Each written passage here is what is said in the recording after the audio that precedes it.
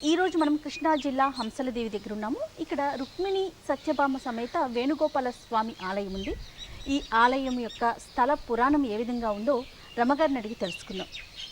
రమగారు, మనం హంసలదేవి దగ్గర ఉన్నాము.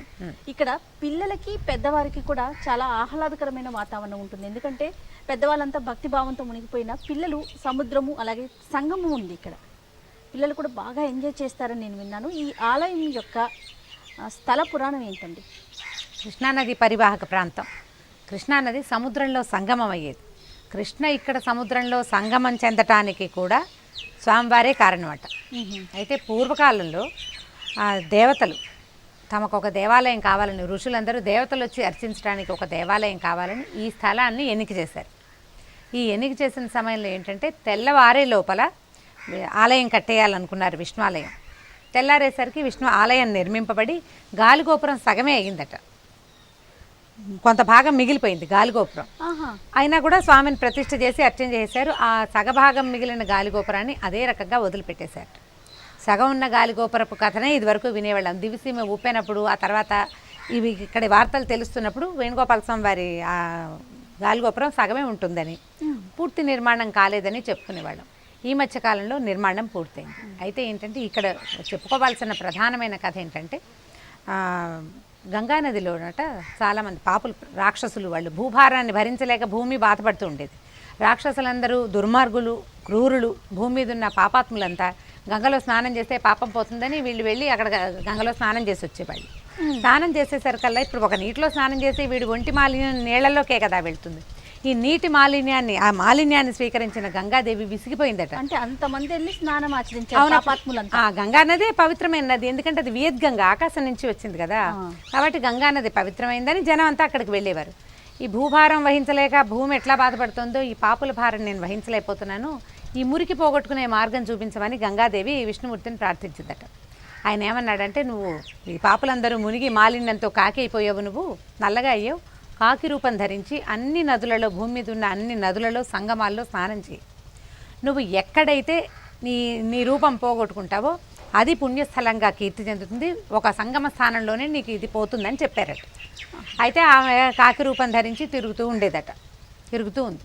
ఆ కాలంలో ఏమైందంటే కవసుడు అనే ఒక ఋషి, అయితే ఈయన వీరి కథ ఎట్లా చెప్తారంటే, ఆయన ఒక మహర్షికి, ఒక శూద్ర స్త్రీకి జన్మించిన వాడనమాట.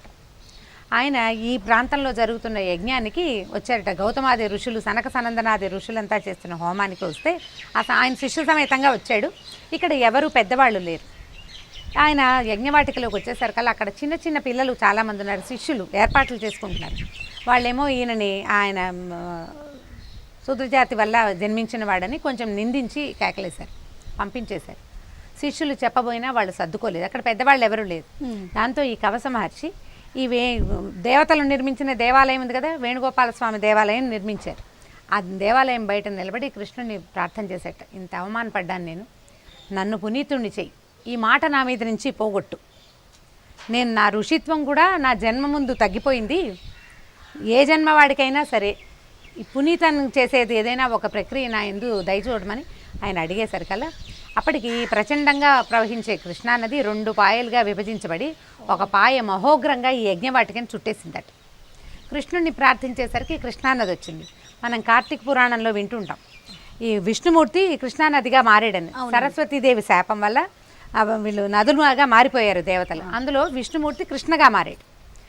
ఈయన కృష్ణుని ప్రార్థించంగానే ఆ కృష్ణానది వచ్చి ఈ మహోగ్రంగా ఈ యజ్ఞవాటికని చుట్టముట్టేసిందట. మొత్తం యజ్ఞవాటికంతా మునిగిపోయింది చాలా ఉగ్రంగా. ఇక్కడ ఉన్న వేణుగోపాల స్వామి పాదాలను కూడా తాకిందట. ఈ సనక సనందనాది మహర్షులు త్రిలోకయాత్రకు వెళ్ళిన వాళ్ళు తెలుసుకున్నారు, యజ్ఞవాటికంతా మునిగిపోయింది. వాళ్ళు పరుగును వచ్చి చూసేసరికి వాళ్ళకి తెలిసింది ఇక్కడ అపచారం జరిగిందని. వాళ్ళు వచ్చి కవస మహర్షి పాదాలు పట్టుకున్నారు, ఇది సరిచెయ్యి, మహోగ్రంగా ఈ నది రావటం ఏమిటంటే, నేనేమీ చేయలేదు, నా మహిమ కాదు ఇది, భగవంతుడే, నేను కృష్ణుని ప్రార్థిస్తే ఆయన పేరున్న ఈ నది, కృష్ణానది ఇలా వచ్చేసింది, కాబట్టి కృష్ణుడిని ప్రార్థించండి మీరంతా అని చెప్పి స్వామివారిని ప్రార్థనని అనుసరించి కృష్ణ శాంతించి ఇక్కడ సాగర సంగమం చెందిందట. అప్పటిదాకా కృష్ణానదికి సాగర సంగమం ఏర్పడల, స్వామివారి దయ వల్లే సాగర సంగమం ఏర్పడింది. ఈ నదీ సంగమంలో స్నానం చేసి ఈ వేణుగోపాల స్వామిని దర్శిస్తే అఖండ పుణ్యం లభిస్తుందని. ఎప్పుడైతే ఈ నది సాగర సంగమంలోకి వెళ్ళిందో అప్పుడు ఒక కాకి ఎగురుతూ వచ్చి ఈ సంగమంలో మునిగిందట. సంగమ స్థానంలో మునగంగానే కాకి హంస అయిపోయింది. ఆ, గంగా నది కాకి రూపంలో తిరుగుతోందని చెప్పుకున్నామా. ఆ. ఎప్పుడైతే ఈ హంసగా మారిపోయిందో వెంటనే ఈ ప్రాంతాన్ని హంసల దేవి అని పేరు వచ్చింది. ఓ, ఈ దేవతలు నిర్మించిన దేవస్థానంలో ఉన్నది స్వామివారు ఈ రుక్మిణి సత్యభామ సమేత కృష్ణమూర్తి. అయితే ఇట్లా చాలా ఎప్పుడో జరిగింది ఇది కృతయుగం నాడు. క్రమంగా కాలక్రమాంగతంగా ఈ దేవాలయం మరుగున పడిపోయింది. అయితేనంటే ఈ ప్రాంతంలో ఒక పెద్ద పుట్టలు అవి ఇవి ఉండేవి. గ్రామస్తులు ఆవుల్ని వాటిని గోపాలకులు ఉండేవాళ్ళు. అయితే ఆవులు పాలు ఎక్కువ ఇచ్చేవి కాదట. పొదుగు నిండుగా ఉన్న ఆవు సాయంకాలం అయ్యేసరికి పాలు ఇవ్వకపోయేసరికి ఎవరో పాలు తీసేసుకుంటున్నారని అనుకున్నారు. ఒకనాడు వాటి వెనకాల పరీక్ష చేస్తే ఒక పుట్టలో పాలు విడుస్తున్నాయి ఆవులే. స్వయంగా. మనం అలాంటి కథలు విష్ణుమూర్తి వెంకటేశ్వర స్వామి విషయంలో కూడా వింటుంటాం విన్నాం కదా. అయితే ఈ పుట్టలో వీళ్ళేం చేశారట, ఏదో లోపల ఎవరో ఉన్నారని కోపంతో గోపాలకులకి ఏముంటుంది తెలివి, కొంత గడ్డి గాదం అవి చేర్చి నిప్పు వెలిగించారు. పుట్టలో నుంచి మంటలు వచ్చేసినాయట. వచ్చేసరికి పుట్ట భగ్నమయ్యి లోపల స్వామివారు కాలిపోతూ కనపడ్డారు. ఇక పశువుల కాపరికి అర్థమైంది ఇక్కడ ఏదో విశేషం ఉందని. ఆవులు పాలు వాటంతటి వాటి విడవటం అంటేనే విశేషం. కొంచెం జ్ఞానం ఉంటుంటే తెలుసుకోగలిగేవారు. ఒక అజ్ఞానంతో పెద్దవారి సహాయం లేకపోవడం వల్ల అట్లా జరిగింది. దాంతో నీళ్లు తెచ్చి పోసి చూస్తే ముఖం ఒకటే ఉందట, శరీరం అంతా భగ్నం అయిపోయిందట. అయితే చాలా బాధపడ్డారట. ఆవులు పాలు ఇవ్వడం మానేసినాయట. దూడలు అడిగినా పాలు ఇచ్చేవి కాదు. ఇక్కడ చాలా ప్రమాదకర పరిస్థితులు ఏర్పడ్డాయి. అప్పుడు ఈ ఊరి తాలూకు ఒక అర్చక స్వామికి అయ్యవారు శ్రీకృష్ణుడు కల్లో కనపడి గోదావరి జిల్లాలో ఒక ప్రాంతంలో కాకర చెట్లు ఉన్నాయని, ఒక కాకర చెట్టు కింద తన ప్రతిమ ఉందని చెప్పారు.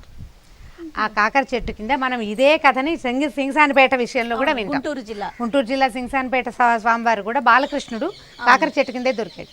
ఈయన కూడా ఆ కాకర చెట్టు కింద ఉన్న విగ్రహాన్ని చూస్తే, ఈ విగ్రహం మామూలుగా మనకి నల్లరాతి విగ్రహాలు నల్లగా ఉంటాయి, స్వామివారు నీలంగా ఉంటారు, నీలమేఘశ్యాముల్లాగా కనిపిస్తారనమాట. ఆ విగ్రహాన్ని తెచ్చి ఇక్కడ ప్రతిష్ఠ చేశారట తర్వాత కాలంలో. అయితే ఈ కాకర చెట్టు కింద దొరికాడు కదా, ఆ ప్రాంతాన్ని కాకరపర్తి అంటారు. ఇప్పటికీ కాకరపర్తి అనే ఊరుంది గోదావరి జిల్లాలో. మనకు తెలిసిందే, ఆ పేరు ఫేమసే కదా. ఇక్కడ తెచ్చిపెట్టిన తర్వాత ఇక ఇప్పుడు ఎలా పెట్టుకున్నారంటే ఐతిహ్యం, ఈ సంగమంలో స్నానం చేయటం, స్వామివారిని దర్శిస్తే సకల పాపాలు పోతాయి. గంగానది ఎలా తన మాలిన్యాన్ని పోగొట్టుకుందో, గంగ అంటే ఆకాశ గంగని పావనం చేయగలిగే సంగమ స్థానం. ఆ సంగమంలో స్నానం చేసి అయ్యవారిని దర్శించుకుంటే అన్ని పాపాలు నశిస్తాయని నమ్మకం. మన దగ్గర నుంచి చాలామంది వస్తారు. అయితే ఏంటంటే ఈ తర్వాత ఈ దుర్గగుడి మన దుర్గామల్లేశ్వర స్వామి వారి దేవస్థానం వారు ఈ దేవాలయాన్ని దత్తత తీసుకున్నారట. వాళ్ళు తర్వాత కాలంలో ఈ సగం మిగిలిన గాలిగోపురాన్ని రాజగోపురాన్ని పైకి పెంచారనమాట. పైకి మనం పూర్తిగా ఉన్న గాలిగోపురాన్ని చూస్తున్నాము.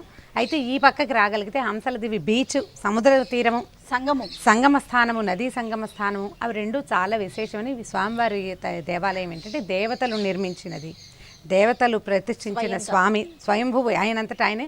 అంటే దేవతల శాసనాలు కూడా ఇక్కడ కనపడతాయట. మనకు అర్థం కాని భాష, అది పాళీ భాష అని భావిస్తున్నాను నేను. అవునో కాదో మరి పెద్దవారు ఎవరైనా చెప్పాలి. కొన్ని భాషా శాసనాలు కూడా దేవతలు వచ్చి ఋషులు వచ్చి అర్చిస్తారట. పరమహంసలు, మునులు, ఋషులు ఎంతోమంది ఇక్కడ తపస్సు చేసుకుంటారు. ఎప్పుడు నదీ సంగమ స్థానాలు మనకి పవిత్రంగానే కనపడతాయి. త్రివేణి సంగమం చాలా విశేషమైంది కదా. అట్లాగే ఇప్పుడు నరసాపురంలో గోదావరి సముద్రం సంగమం అవుతాయి. సంగమ స్థానాలు ఎప్పుడూ ఋషులకి మునులకి ఆలవాలంగానే ఉంటాయి. కొంత ప్రమాదకర పరిస్థితి ఉన్నప్పటికీ సంగమ స్థానం వెంటనే ఒక స్వామి దర్శనం, అది కూడా విష్ణు దర్శనం చేయగలిగితే విశేషమైన ఫలితం లభిస్తుంది. సంగమంలో నుంచి నీళ్లు తెచ్చి శివకేశవుల్ని అర్చించగలిగే వాళ్ళు మరీ అదృష్టవంతులు. కాస్త ఈ కాలం కొంచెం బాగుండలేదు కాబట్టి జనాభా కొంచెం తక్కువ ఉన్నా అసలు దేవాలయంలో నుంచుంటే ఏ పక్కన నిలబడనివ్వనంత సముద్రపు గాలి. అది మనకి నది ఉన్నా కూడా సముద్రపు హోర్ లాగా అనిపిస్తా ఉంది. గాలిలో కూడా తేడా గమనిస్తున్నాం. చూసారా రమ్మగారు మీరు? అవును, ఇది కొంచెం విశేషమైన ప్రాంతం కదా. ఈ హంసల దేవిని అంటే గ్రీనరీ మీద ఆసక్తి ఉన్న వాళ్ళు సైట్ సీయింగ్ కూడా చాలా విశేషంగా ఉపయోగపడుతుంది. స్వామివారు చూడవలసిన క్షేత్రాల్లో ఈ రుక్మిణి సత్యభామ సమేత వేణుగోపాల స్వామివారి దేవస్థానం కూడా ఉంది. సో మన దర్శనీయ పుణ్యక్షేత్రాల్లో హంసల దేవి కూడా తప్పకుండా చూడవలసిన ప్రదేశం. అంటే ఇప్పుడు మన లైన్లో ఎలా మనం మొవ్వ, ఘంటసాల, శ్రీకాకుళం చూసాము, మోపిదేవి, తర్వాత హంసల దేవి, ఇవన్నీ ఒక లైన్లో ఒక సింగిల్ డేలో కూడా ఒక రోజులో కూడా పూర్తయిపోతాయి. జస్ట్ మన దగ్గర ఒక కారు ఉంటే చాలు, దారి తెలిసిన ఒక పెద్ద మనిషి ఎవరైనా ఉంటే చక్కగా సులువుగా దర్శనం చేసేసుకోవచ్చు. థ్యాంక్ యూ సో మచ్ రమ్మగారు.